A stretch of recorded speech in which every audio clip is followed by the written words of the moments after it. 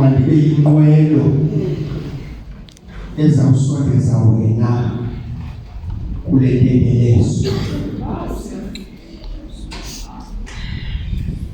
Mandibe inqwelo ezawusondeza wena kule ntembelezo. Kukho abantu umzalwane uphule bethethe ngabo apha, amadoda amakhulu ebandla, onzakalise unyana womntu engenanjani.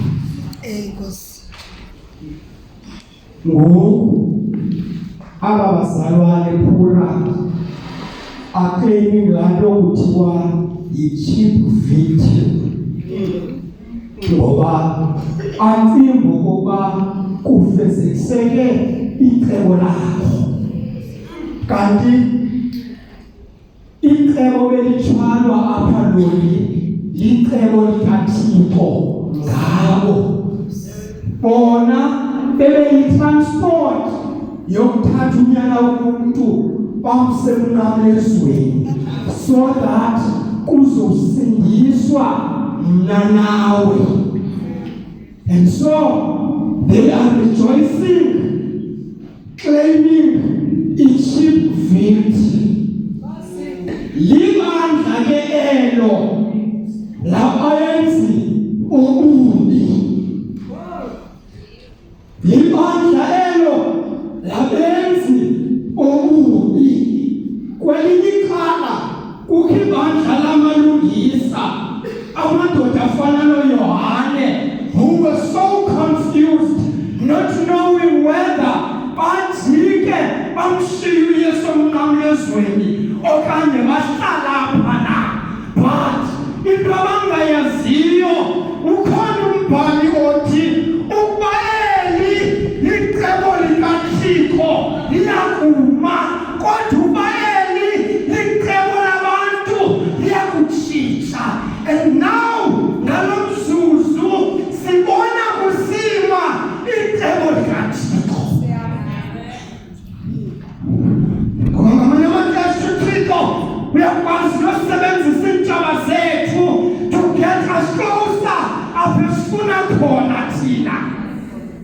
And so kasithandaza ndisondela kamntu mnye. uYesu akwenzakaliswanga ngabantu basesitratweni phula, kodwa uYesu wenzakaliswa ngamadoda amakhulu ebandla. And I know apho okokuba ukhona umntu othi I'm about to give up ngoba ibandla liyandingcweleka. Ukhona umntu othoyo apha phula nomnye inqwelityelwe ngaba bazalwane into ethi simamkele. There is a difference between a knockdown and a knockout.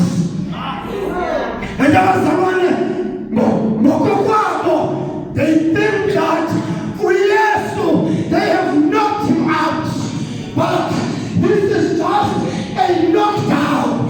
Ngoba abazalwane, Sunday is coming. So hold on, kama unzima kubo, knowing very well that abathuthisi bakho are trying to knock you down and knock you out. Tell me about Othi ibhanti zasecaweni zisa left, right and center, and I just can't stand them anymore. Cela umuntu otshoyo nokunye nobabili, cela uzothandaza nawe namhlanje. You have been knocked over and over again. Sondelapha usazi ukuba zi-knockdowns ezo. It is not yet over until God says it is over. Nokuphelela kwakho imisebenzi, those are just knockdowns bazalwane. Zi-knockdowns bazalwane.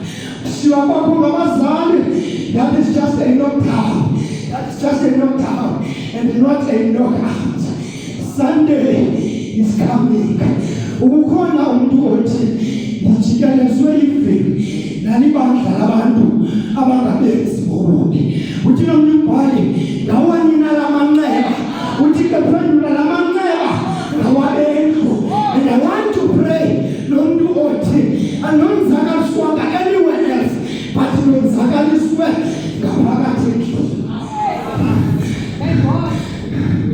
imoto yase-VW iserviswe VW, iToyota iserviswa kwaToyota, iChef iserviswa kwaDaimler Chrysler.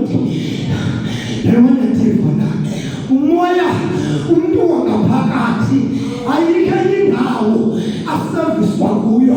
And so as you come forward for umthandazo, ikhona itechnician yakwaThixo efuna ukuservisa.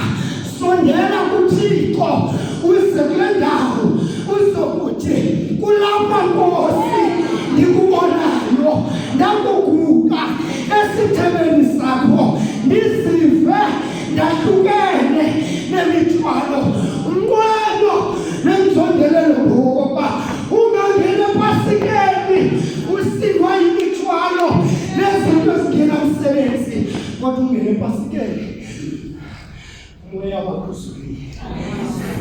Uvasikhona umntacele ndicela ukuba ngomnye wabantu bendithetha ngabo uze siza kuservisa, siza kulula izandla phezu kwakho and pray over you so that uvuseleleke emandleni. Abahlabeli masibabize abaqameli.